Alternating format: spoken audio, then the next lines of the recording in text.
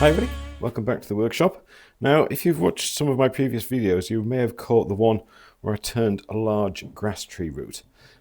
This is the bit we cut off it after having made this rather nice bowl and coring it to create those three pieces as well. So they were all taken from this piece which came off the very end, and that left us with this piece to do something with. Now, I did ask for suggestions as to what we could have done with it, and a lot of fantastic ones came through about turning it into a lamp or a sorting hat or vase or something like that. But I've been thinking about it, and we've got this area of resin that we put in at the very start, and I'm not quite sure how deep this goes through, but if we turned it into a lamp or a vase, then that would mean that most of this would be turned away, and I would like to try and keep this feature if at all possible. So what I'm intending to do is to cut another lump off here and turn this top section into a box. That'll give us a chance to keep this resin area on the bottom of the box when people look at it and pick it up and have a hold. And also, depending on how deep the resin goes through, because we have really no way of telling, it may appear on the top of the box as well. Now, I've been giving this some careful consideration as to the best ways to tackle this, because hopefully at the end we're still going to have a decent piece left to do something with. So what I'm thinking is mounting it between centres, turning a tenon on this end, turning a shallow tenon on this end, and then cutting it off where we want it. The tenon on both ends, first of all we're going to put one on this end so we can nicely hold this the next time we come to turning this end piece. And we're going to put a tenon on this end so we can work on it nice and easily when we're making the box. Right, so let's get this on the lathe. Okay, and we're all nice and safely on the lathe. Now, first of all, you may hear my air scrubbers going in the background. The reason I've got those on now is because when you're turning this wood, it does produce a very fine dust. And unfortunately, that dust is incredibly toxic. It's carcinogenic and it can cause cancer. So we are going to be very careful throughout this turning to keep ourselves as safe as possible. So the air scrubbers are going to be on all the time, and I'm going to be wearing an air-fed mask, again, to keep myself as safe as possible. Now initially, we're just going to flatten off this end and turn a small tenon on here, and do the same on this side as well. The tenon on here is going to be a little bit larger, a little bit beefier, because the top end of this wood's a little bit scrappy, and it'd be handy to have a nice piece of wood to hold on when we're doing whatever we're going to end up doing on this back section. Now you probably notice that there's a few bits of hot glue in here. When we initially poured the resin into this piece, it had a few holes on the side, and I wasn't sure if the resin would come out of them, so we just plugged them up with this hot glue, but that won't affect us in any way. Okay, we're pretty well balanced, and we can start turning at about 850 RPM. I'm going to be doing these operations with a bowl gouge and a skew.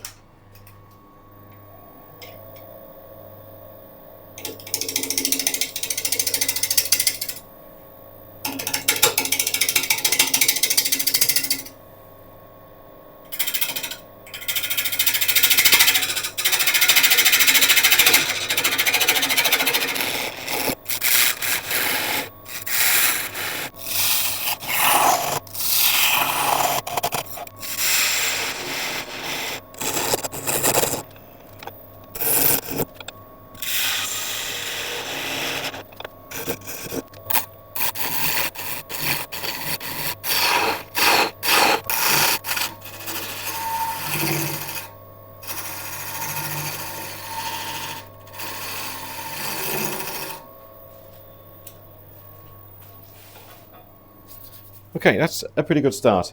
Next job now is to part it off where we want the top of the box to be, which I think is going to be somewhere around there. But before I do that, I just quickly want to sand this base just to make our lives a little bit easier later on. I'll not make you watch this bit, I'll just bring you back when it's done and when we start parting off. Okay, that's sanded up nice and easily, nice and quickly. Before I started, I did replace the filters in my usual face mask. These are rated to 99.95% of particle removal, so they will have done the job pretty well. My air-fed mask is rated to the same, so we are keeping ourselves as safe as possible. Right, let's part this off. Okay, well, the question is, where do we part it off? We want a reasonable sized lid and a reasonable depth for the pot to be useful. Plus we've also got to allow for a little bit of wastage when we're separating the lid from the base.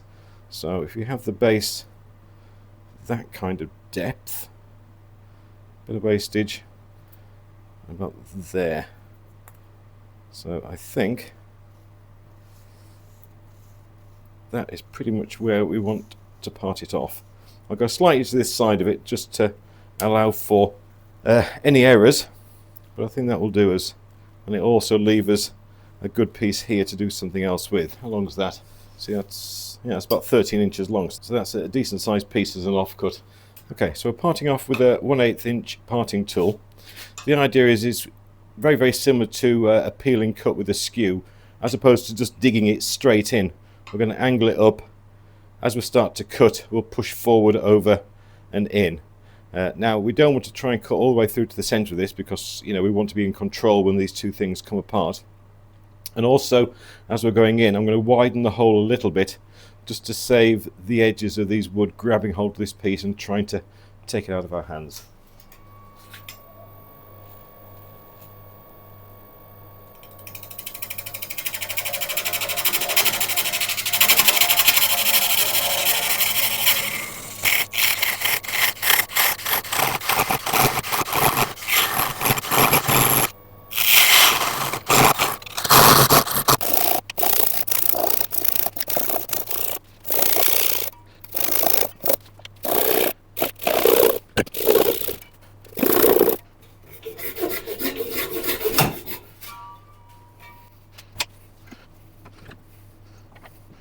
There we go. Still quite a lot of resin in the end. Right. Okay, this is going to be our box section. So we'll mount it on the lathe with a chuck and carry on. Okay, we're in pretty good shape. The tenon we created on the fat end is nice and safely in the victory jaws. We've got a nice piece of wood left at this end, so we can start turning that into a tenon when we need to sort out the inside of the lid. So pretty much for the moment we can just decide and start working on what shape this box is going to be.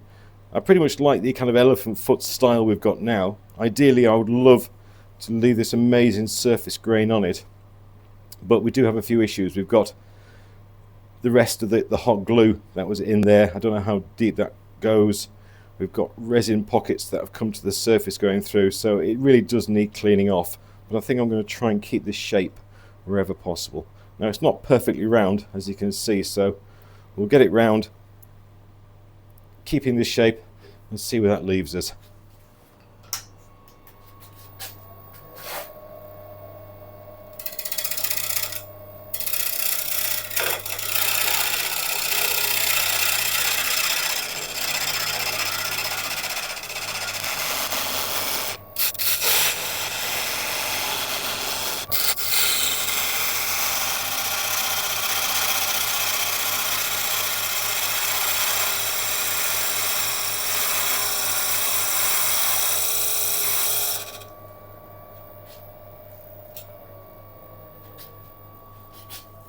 Okay, those few cuts went really quite well.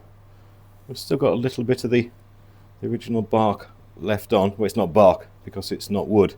And we're starting to see these amazing colours come through. Now, I'm in two minds whether to get rid of all of this or try and leave some of it. If you look at the original bowl we made, we left some of that round the side as well. So it may be nice to keep this matching in some way. Right, I'm just going to do a couple more passes to get closer to removing all of this, and we'll see how that looks.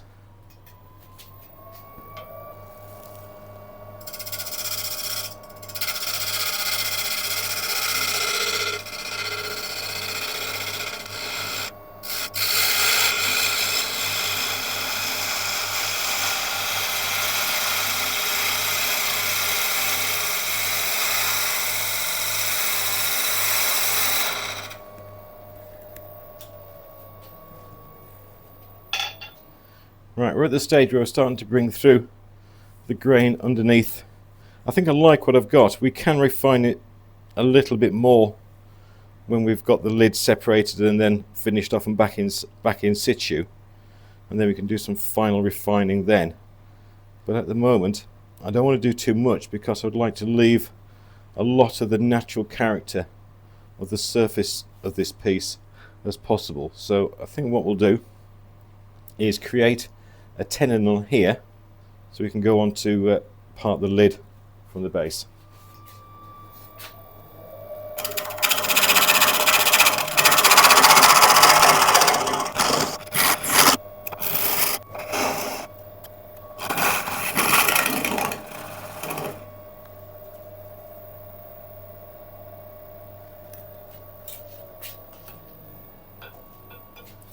Okay, that's our tenon nicely made, so we can go ahead and separate the lid from the base.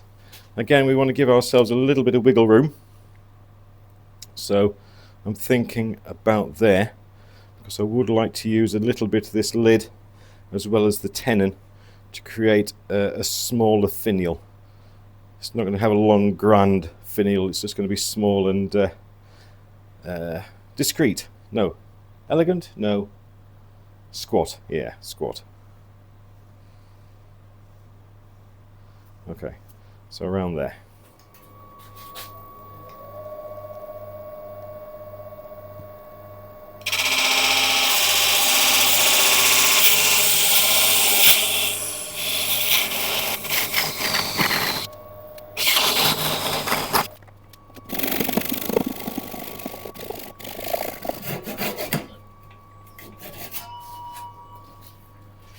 Okay, it's got the lid off. Lovely. Okay, now we need to hollow this out. Okay, now to hollow this out, I'm going to start off going in with a 2 1/4 inch Forstner bit. I'm just going to quickly sharpen it up with a diamond file, and you just run it up the flat edges 3 or 4 times, and the same to the other side.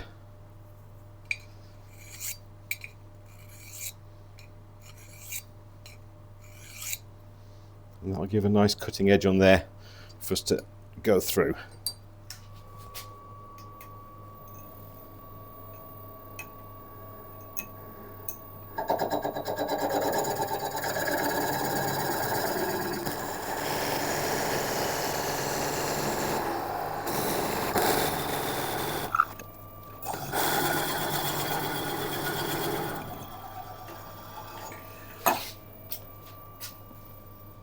Okay, that's pretty good. We're going to get out the carbides now and start hollowing this out.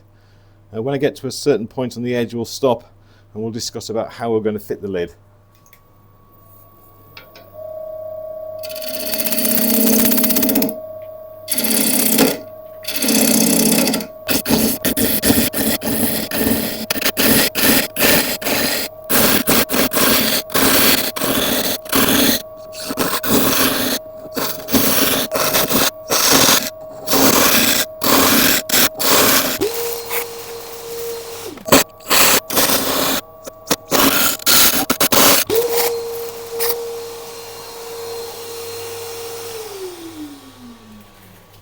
Okay, it's all going very well. I cleaned it out there with a hoover as opposed to going in with the air compressed air, because as I've mentioned a few times already, this is very, very dangerous dust and I don't want to put any more into the atmosphere than is already there.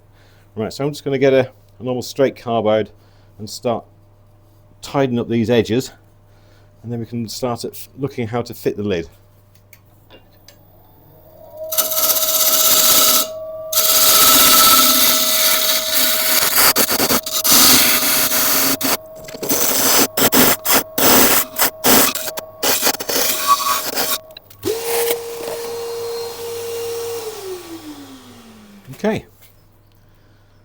Okay, that went very well. The straight edge carbide cleaned up the edges no problem, and I just used a small round nose box scraper just to get that gentle curve right at the bottom. We've managed to get the inside of the box following the shape of the outside, so that's quite aesthetically pleasing. Right, now we have to figure out how to fit our lid to the bottom.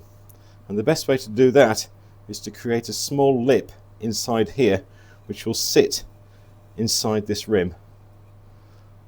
So when it comes together, it'll be nice and snug. A lot of people like to have their lids so it's like a firm snap on and off. The trouble with that is that you get kids picking them up and starting to yank it and in danger of breaking the whole thing. So it'll be snuggish, but I'm not so vain as to try and get this like airtight seal that some people like. So first thing to do is just to make sure that this edge is perfectly flat, so we've got a nice thing to work against, ready for this one to sit up to. Oh, at the same time I'll also sand the inside. I'll let you watch the sanding at the end, but this little sanding won't take very long, so I'll bring you back when that's done and we've got this flat. Okay, inside of the box is all nicely done, so now I can start on the lid. Okay, we've got the tenon for the lid. This is going to be the top of the piece, so we'll put these in the jaws. Okay, what we have to do now is flatten off this base and then start creating a tenon which is going to give us the joint between the lid and the bottom.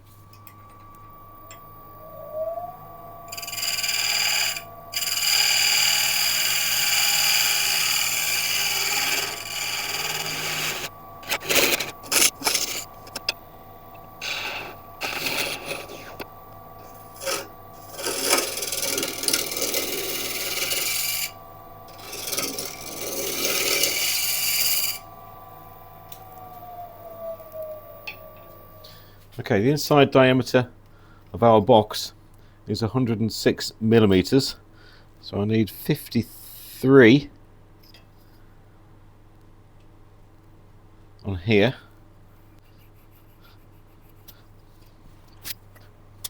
Now I'm going to come in very carefully from this edge with a skew to create a small tenon. When we think we're getting close, we'll keep on bringing up the base and see if it will marry. If it won't, then we'll refine it a bit more and keep on bringing it up until we get a nice fit.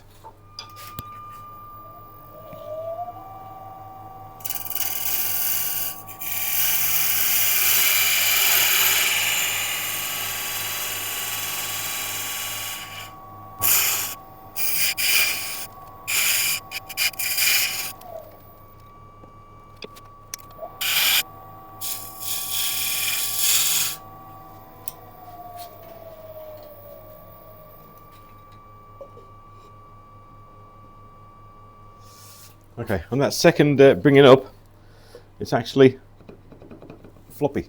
It's actually a bit too big. So what I'm going to do, I'm going to leave this where it is, but I'm going to take it a bit further in and then just gradually widen it at the base so it'll be almost like a push fit.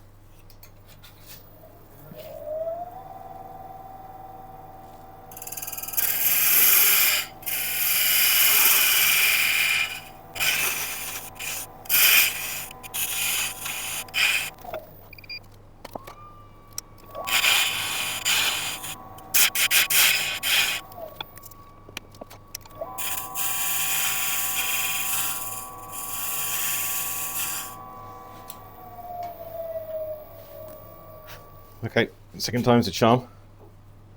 That's given us a nice firm fit now. Maybe a little bit still big, but by the time that's sanded, that'll be fine. So what we're going to do now is just quickly hollow this out a little bit. I don't want to do too much because we need a bit of wood left for the finial on top. So, okay, so I'll just quickly hollow this up, not too deep, like I said, and then we can sand it.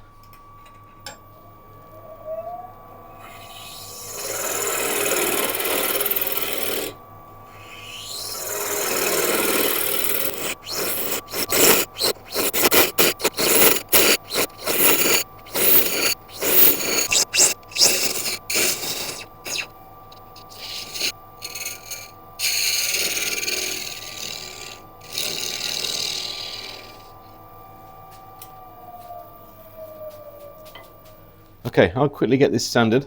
I promise you I will let you watch some sanding, but it's not going to be this occasion because this is going to be over in a couple of seconds. Okay, we've got the top and the bottom all nicely together again, so we can shape this side and make it look like one piece. Now, I was hoping to try and keep a bit more of the rustic edge on this, but now we've got this slight difference between the two, we may end up having less than I hoped. But the surface underneath this is incredibly beautiful, so I'm sure we're going to be fine. When I've got this side all nicely shaped, then I'll start taking in this lid and start creating a finial at the top, or just something to nicely hold on to when you're taking the lid off.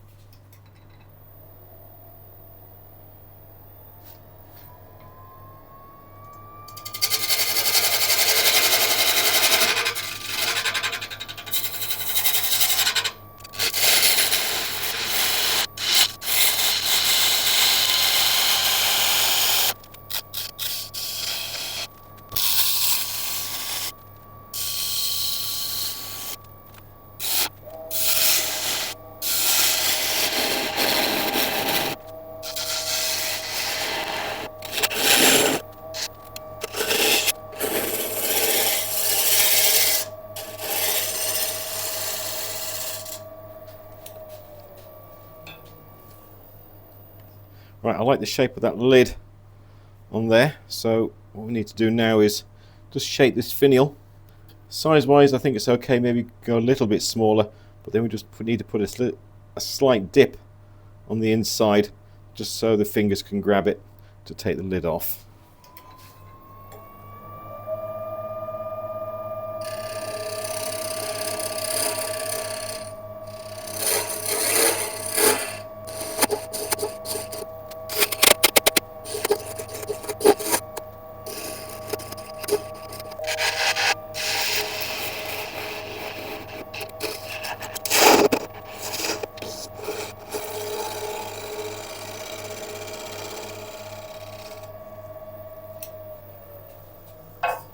Okay, I'm really liking the shape of that. Now I need to get the tailstock away so I can make some finishing touches to it, but I need to put some tape around this so it doesn't come off when I take it away.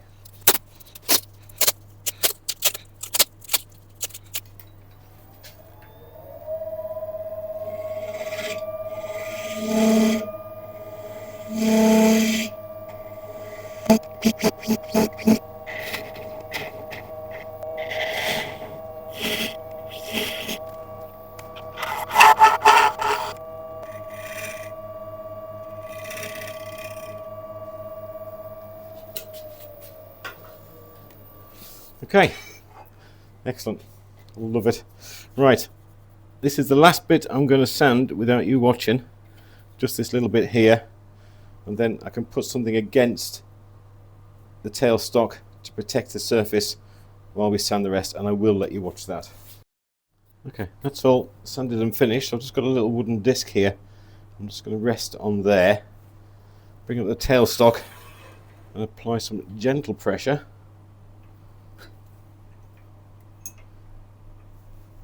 Lock that off, and now we're free and ready to sand the rest. I shall let you watch some of it, then I shall bring you back when we're done.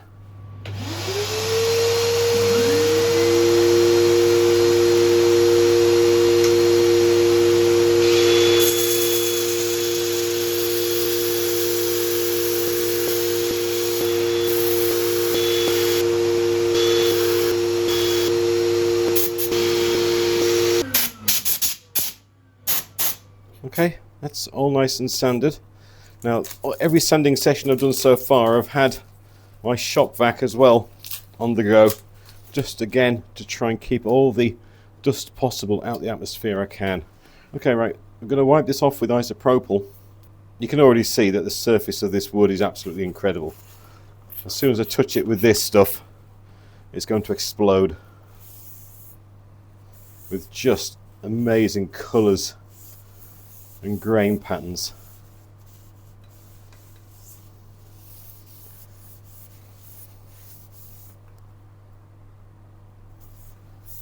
Now this stuff isn't wood, it's the plant is a monocot, so it has one flower bearing stem. I think its closest relative is the water lily, believe it or not. But really, it's just absolutely stunning. Right, we'll let this evaporate, and then I'll come back on with a sealer. Okay, that's had plenty of time to dry. So I'm going to go over the top with our blonde shellac. And give it a really good healthy dose of this.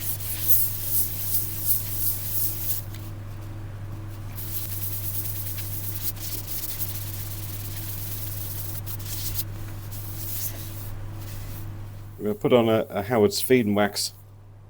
The theory behind this is that I would like a nice sheen on this piece as opposed to a high shine. The high shine can sometimes hide the immense grain pattern that's going on inside. So this is the ideal product for this piece, I think.